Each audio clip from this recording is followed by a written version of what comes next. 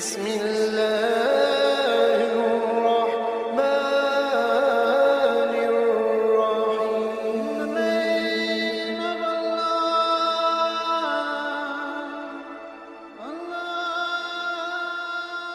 الرحيم. بسم اللہ الرحمن الرحیم.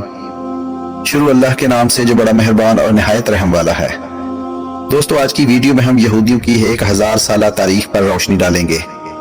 یہودی 1080 میں فرانس سے فرار ہوئے، 1098 میں چیک ریپبلک سے فرار ہوئے، 1113 میں کیوان روس سے بھی نکلے گئے، 1113 میں یہودیوں کا قتل عام ہوا، 1147 میں فرانس سے نکال دیا گیا، 1171 میں اٹلی سے فرار ہوئے، 1188 میں انگلینڈ سے نکال دیا گیا، 1298 میں سوئٹزرلینڈ سے بھی نکال دیا گیا، جبکہ 100 یہودیوں کو پھانسی دی گئی.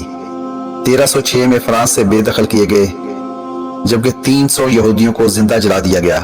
1360 میں ہنگری سے فرار ہوئے، 1391 میں اسپین سے بے دخل کیا گیا، جبکہ 3000 یہودیوں کو پھانسی دی گئی اور 5000 کو زندہ جلا دیا گیا.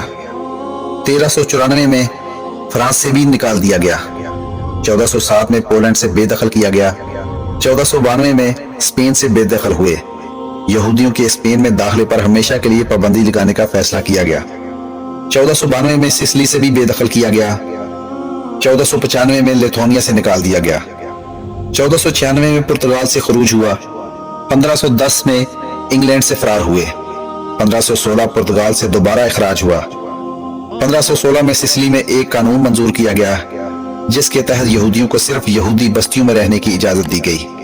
1514 میں آسٹریا سے فرار ہوئے. 1555 میں پرتگال سے نکال دیا گیا. 1555 میں روم میں ایک قانون منظور کیا گیا جس کے تحت یہودیوں کو یہودی بستیوں میں رہنے کی اجازت دی گئی. 1567 میں اٹلی سے بے دخل ہوئے. 1570 میں جرمنی سے نکال دیا گیا. 1592 میں فرانس سے بے دخل ہوئے. 1616 میں سوئٹزرلینڈ سے نکالا گیا. 1629 میں اسپین اور پرتگال سے نکال دیا گیا. 1634 میں سوئٹزرلینڈ سے بے دخل ہوئے. 1660 میں کیف سے بھی نکال دیا گیا.